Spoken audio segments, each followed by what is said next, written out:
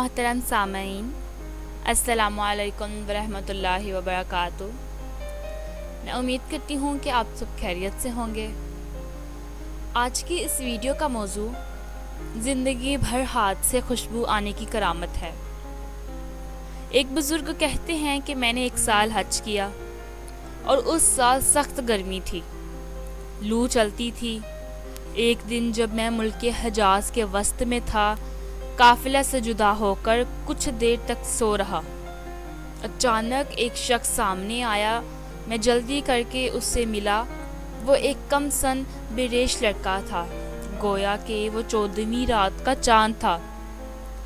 دوپہر کا آفتاب تاباں، ناز و کرشمے کے انداز اس سے ظاہر تھے۔ میں نے کہا، صاحبزادے السلام علیکم۔ اس نے جواب دیا، وعلیکم السلام۔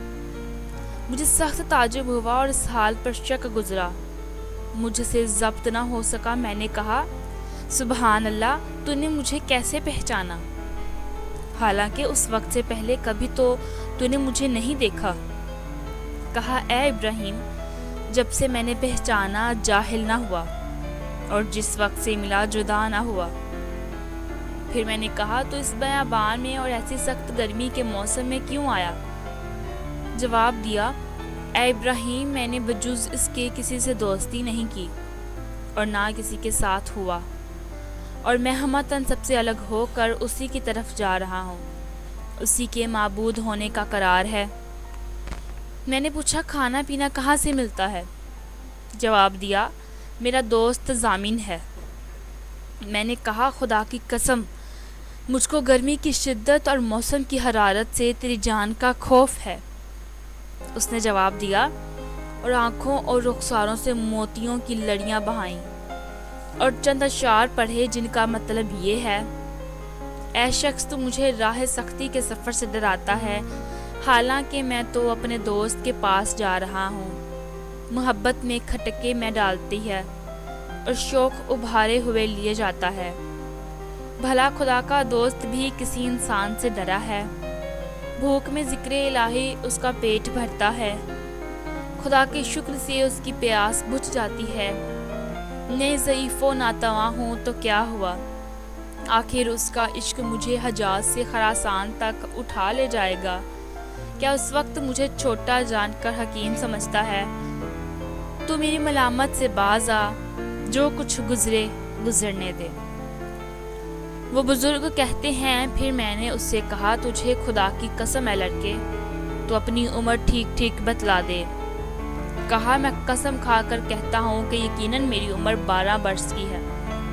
پھر کہا، اے ابراہیم، کیا وجہ ہے جو نے میری عمر پوچھی؟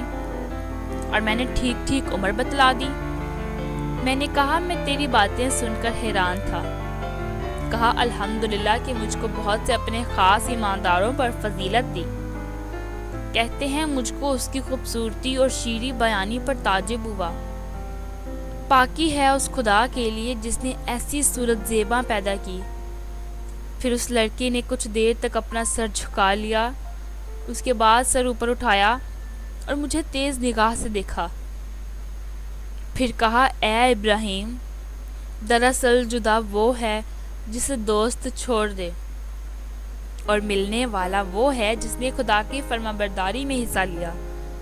لیکن اے ابراہیم، تو دونوں قافلوں سے الگ ہے۔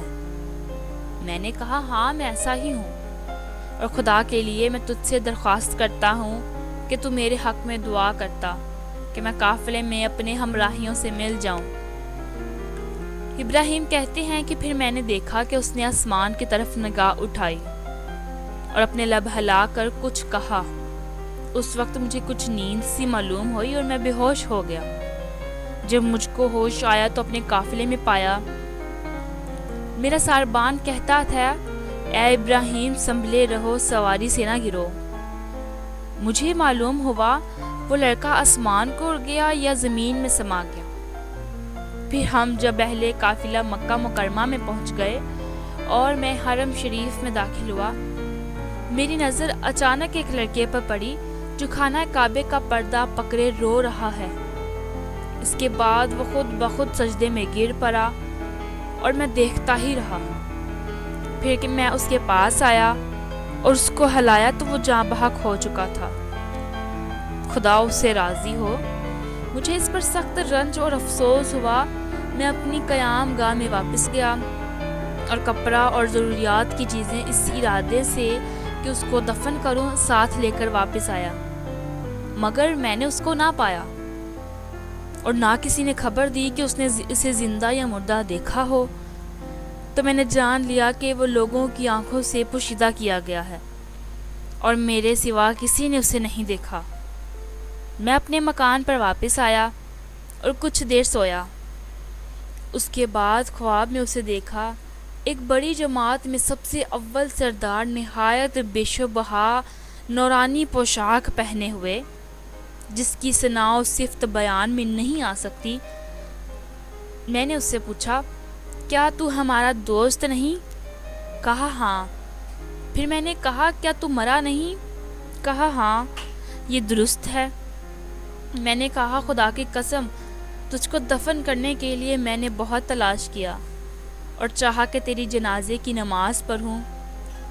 کہا، اے ابراہیم، تو جان لے کہ جس نے مجھے میرے شہر سے نکالا اور اپنی محبت کا شائق کیا اور میرے گھر والوں سے جدا کر کے مسافر بنایا، اسی نے مجھے کفن دیا اور جو حاجت مجھے تھی پوری کی۔ میں نے کہا، خدائے کریم نے تیرے ساتھ کیا معاملہ کیا؟ کہا، مجھے اپنے روبرو کھڑا کیا اور فرمایا، تیری کیا مراد ہے؟ میں نے عرض کیا، خداوند، تو ہی میری مراد اور آرزو ہے۔